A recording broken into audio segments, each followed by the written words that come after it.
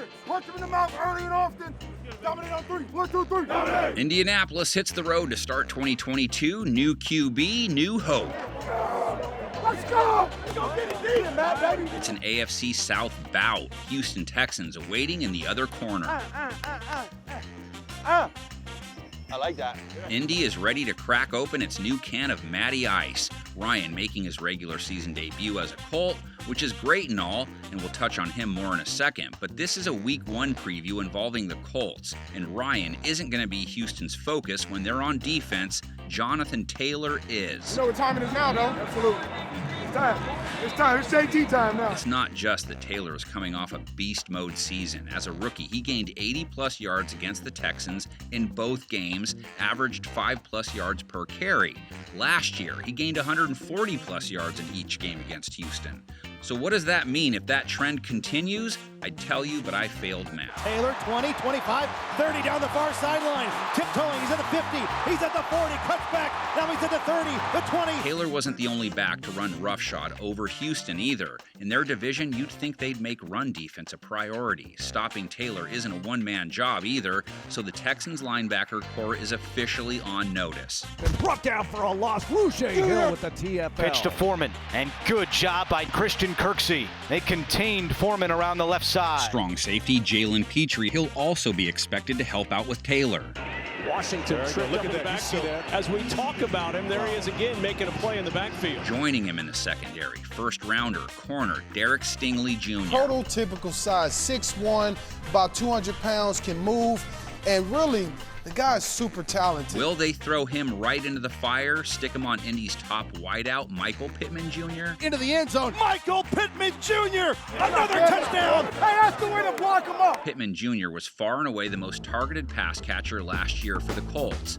Seems like it could be the case again this year and this week, and that's where Ryan comes in. The vet is supposed to help some of their under-the-radar guys show up. And now Matt Ryan with his first pass, and it's complete. As a man, Paris Campbell has the grab. First down, Colts. It's second down. Ryan again to the air and completes this one to Alec Pierce, the second-round pick out of Cincinnati. The Texans secondary is going to need some help from its front. More specifically, from Jonathan Greenard, had 8 sacks last year. That made him their leader. Man, give me that. Down. Colts have Braden Smith at right tackle. He had a good 2021. Left tackle Matt Pryor played every game, but was primarily a backup. Greenard can get you from either side, too. You'd think he'd go after Pryor a little more. Makes for a good matchup to track. Yeah, I get half of that set, right? If the Texans can keep Taylor from running wild, they still need something from their offense. They scored a total of 3 points versus the Colts last year in 2 games. Davis Mills played some good ball in 2021, but not against Indy. First down, heaves it over the middle, picked off, Darius Leonard, the maniac. It's not going to be easy turning things around either. Mills still comes into this game with only one proven pass-catching threat. Brandon Cooks had 70-plus more targets than anyone else on the team last year.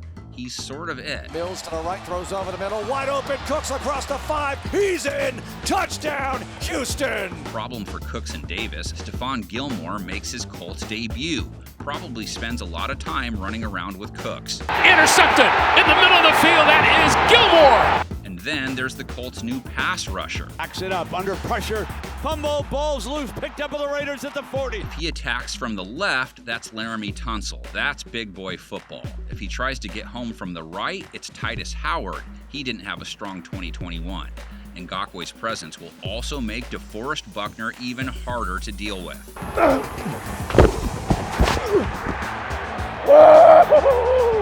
Let's go, man. And how about your X factor, Houston's running game, which has been non-existent for a while, but may not be anymore if Dameon Pierce is for real. Hand it off to Pierce. Puts his head down and into the end zone he goes for a touchdown. This game is chock full of new faces. This voiceover booth is not. Just game preview guy in here again. And I'll be here all year too, mainly because I can't figure out how to get out. And no one ever comes to look for me, so it shows how important I am.